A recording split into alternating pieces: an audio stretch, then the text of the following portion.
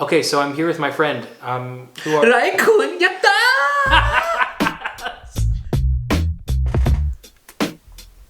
Hey friends, this is Vasily. How do I be more creative? Like Vast Does Stuff should be Vast Does Stuff. Vast be doing stuff. I do be doing stuff. Yo, Vasily be getting silly and doing stuff. Ooh, girl, Vast doing stuff. Everyone wants to be more creative, I think. Do you want to be more creative? Would you watch this video if you didn't? At least I think most people admire creativity. And I'm pretty sure most people want to seem creative. Being creative helps you at work, or make art, or do the things you want to do. People throw it around like a compliment. Wow, you're so creative. But I also get the feeling that a lot of us don't feel that creative. Okay, so why do I want to be more creative? Hold on, Kat wants to leave the room. Okay, let's make a list. I want to be creative because I want to make more things. I really like writing down my ideas, and the thought of making something that came entirely from my head is really cool. I want to have more fun. Yeah, making things can be hard work, but at the end of the day, having something that's my own, that I put out in the whole world, taking something from concept to actual existence, is really neat, and that sounds so exciting to me. I want to have more stories. The idea of making something and then having a story you can share about the process is really neat, especially if you make that something with somebody else. If you make a big art piece or installation or music or dance recital, whatever it is that you're making, it's always more fun with other people, and then you have a story you can share over and over again, which feels like you're reliving it, and that's pretty cool. I want to create because that's how I express myself. Writing a poem, or making a song, drawing some art, making a video. These are all ways that people express themselves. Creating something doesn't always have to be art, but it's often a way of expressing an idea or a feeling. I want to be more creative because I feel like I have to. I feel like something's missing if I'm not trying to make something. I feel like if I'm not trying to conceptualize something in my head and I'm not working on something creatively, I'm kind of just coasting through life. It's essentially an urge to create that I can't ignore. Trust me, I've tried to ignore it, it doesn't work.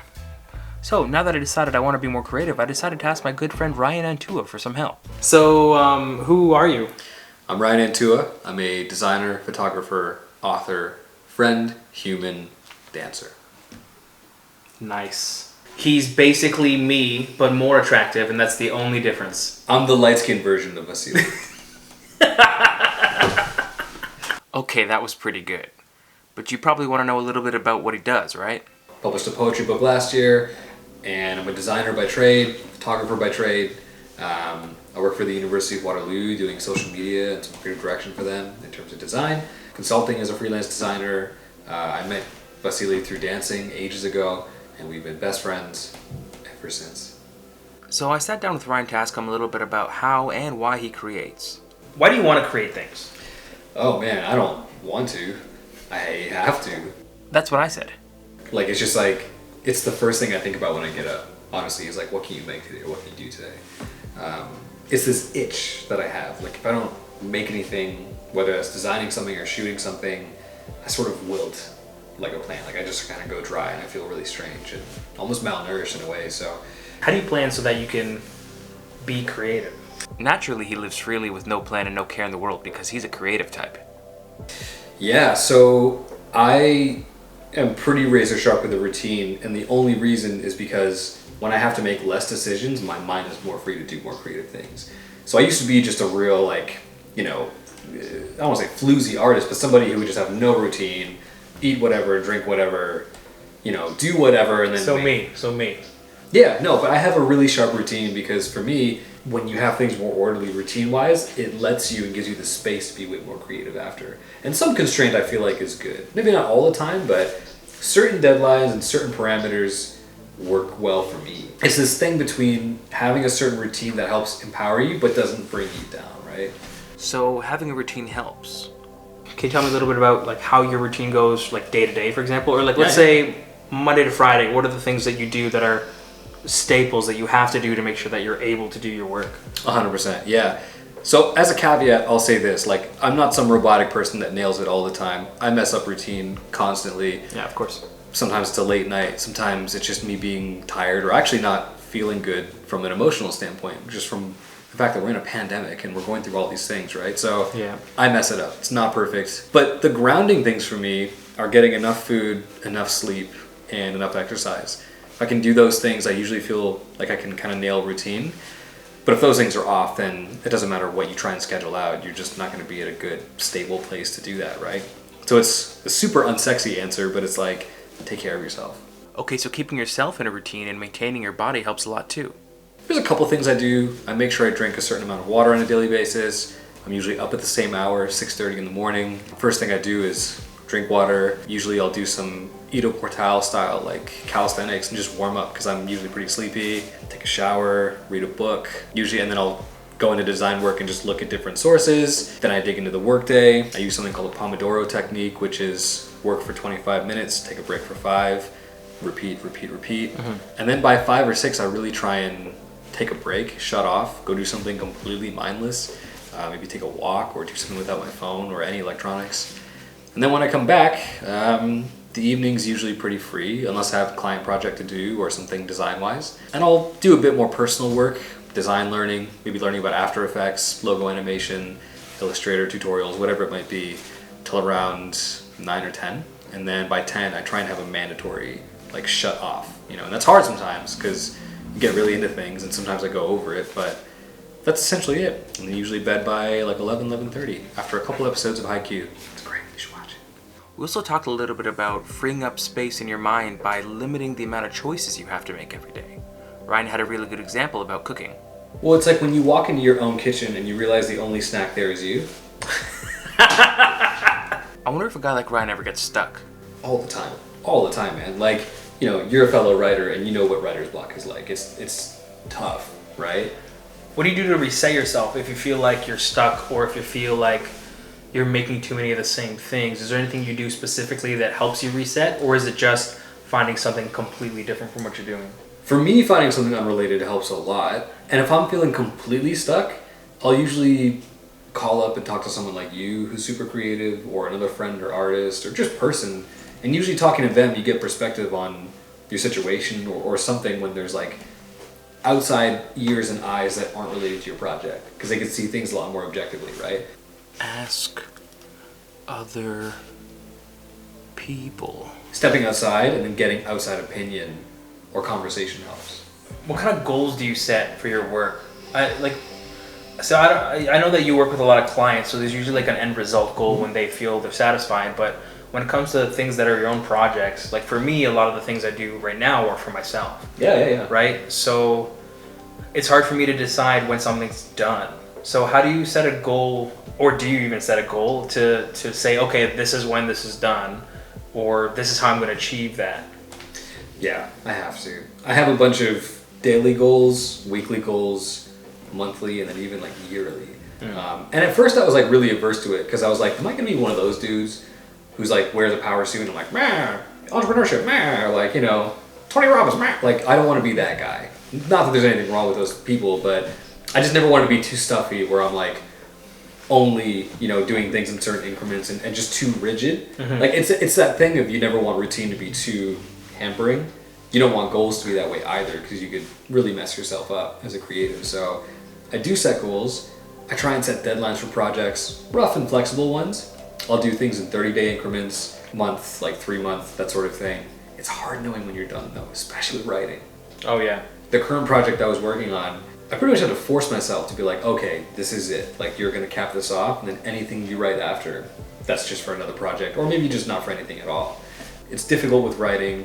Design is difficult too, because you can do so many iterations of something in like Illustrator or Photoshop, you know? Outside opinion helps sometimes. Huh. So I guess having an outside opinion will help you get out of a never-ending spiral of tweaking and tuning your own work. Sometimes if someone's not a photographer or a designer, if you show them something, they have no template or subjective bias like you do, so they'll just tell you what they think. And sometimes that's really useful, sometimes it's not, but that kind of helps me know when something might be done. If they look at it and they're like, oh yeah, that's really cool. I asked Ryan a little bit about where he finds his inspiration. When I want to get inspired design-wise, usually what I do in the mornings for the first hour or two is I'll look at Behance, or I'll look at Dribbble, or I'll look at other designs from books and things like that for like an hour or two. That's usually how I start my day. As a writer, it's the same thing. Like, I'll just pour over material. I try and make space in the day, and it's a luxury to do so, to just go over material and look at things with no intent other than just observing something fantastic. And usually it seeps into your subconscious. So I guess consuming media in the field that you're into helps, and media in general. Just by having that sort of reference database from looking at things all the time, that's really a way of developing different ideas or different content. Okay, wise guy, what do I do if I don't know where to start? If you want to be a good writer and you're like, well, I don't know where to start, pick some great writers and see how they lived and what they did. Pick Hemingway and see what his routine was. Pick Jane Austen, or pick, Yeats or Shakespeare, whatever your medium is, whatever you want. Rupi Kaur, for example, see kind of how she lives her life and how she gets through stuff and how she pens certain things. So I guess imitating people you admire helps you find new routines and inspiration. It's going to be different for different people, but having references, having a routine, and a standard way of doing things helps. What else do you do to help spark different things in you to create the things you do create? That's a good question. I try and have as many varied sources as I can. So anime is a big part of that. Skillshare classes and more course-based things to learn more about Photoshop or Illustrator. Conversations with wonderful people like you and other artists. Sometimes I'll watch things that are completely unrelated, like Japanese baby metal or whatever it might be. And it sounds ridiculous, but sometimes you'll watch something totally random and get inspired. Like, you might be a plumber who gets inspired by a Hayao Miyazaki film, or whatever it might be. That's really important to me. It always has been super important, is looking at different films and different things. And things that are completely out of your depth sometimes, too, in terms of what you normally do.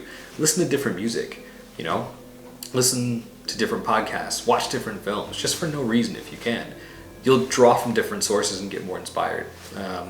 For a lot of creative people, it's like, you sort of are what your references are. But that comes from a variety of different sources. And no one has the specific exact set of references you do creatively, because only you've led the life that you have, right? You have to go experience parts of the world to make different things. Like, do you feel that? Yeah, a lot actually. So I guess the point here is to have a wide variety of experiences. That's at least my opinion on it. Last time I saw Ryan, we talked a little bit about perfectionism too, and how having such a strong idea in your head might actually stop you from starting because you don't want to mess it up. Here's something I had to say about that. We talked a little bit about our perfectionism and what stops us from starting. And something that's helped me a little bit in my writing and in general is having a Word document that I have where before I write anything, I just start writing like train of thought, word out of my face onto the paper, and that's for nothing. Yeah. And that's just kind of get the ball rolling. And if I do nothing else but that day, then that's still something, but getting something out on a piece of paper is what has helped me write more consistently. Do you also do something like that, or is that something that you... All the time. What creativity and getting past writer's block to me, what it seems like, is the wiggle your big toe scene from Kill Bill. Yeah. He's like, wiggle your big toe. Wiggle your big toe. Yeah. Like, oh, what? And then just, okay, wiggle your other toes. Okay, wiggle your foot. And then slowly but surely you piece together the same thing. But it's a process. It's not like she gets to move her entire body after that. Yeah. Also, if you haven't seen Kill Bill, get a life. Yeah. Like, watch the series. It's great. But that's the notion for me, is like, even if it's the letter A 17 times, or even if something nonsensical, you still got something out. And that's an achievement in and of itself. Okay, let's recap. Having routines really help. Being able to create a structure in your day-to-day life that'll actually allow you to be more creative is super important. Also, limiting the needless choices you have to make can help free up your mind and your time to be more creative. Maintaining yourself is really important too. Making sure your diet and health is consistent can really eliminate distractions and help your routine be more solid. Reaching out to people is super important too. Sometimes it's easy to feel like you're the only person struggling, you're the only person that's going through what you're going through. And reaching out to people like yourself or your close friends can actually really help enforce that we all go through these kinds of problems all the time. We all get stuck and we all feel imposter syndrome sometimes. Modeling behavior after people we admire can help inspire us and maybe even help us find new ways of interacting with the world around us. We might learn a new routine. Maybe not the alcoholism or drug abuse though. Having varied experiences. Consuming media that you would normally not consume. Or just going out in the world and seeing what it has to offer. There's so many awesome things in this world and there's no way we can all experience all of it. Sometimes you have too many options when creating, so giving yourself some limitations can actually help inspire you and focus your attention on something entirely new within those parameters. So I guess in conclusion, to be more creative, you just have to keep creating things. The conversation I had with Ryan was really good, and I couldn't quite fit it all in this video. So I actually posted the whole conversation uncut, and I'm going to link to it up here in the description down below. I think I'm going to let Ryan have the last word here. I guess the thing to kind of cap this off with is like, we have all the tools we need to do the things that we need, but the thing that gets in the way sometimes is us. And it's just about trying the thing and doing the thing, even if it's garbled, even if it's not exactly how we thought it would come out, because maybe it's the thing that leads to something else. We just don't know it yet because we're not there yet, but we will be.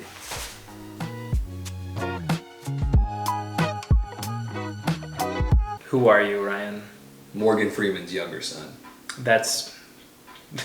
Can you imagine if I actually was like, I'm Ryan Antooa. Today we're going to talk about my father's movies.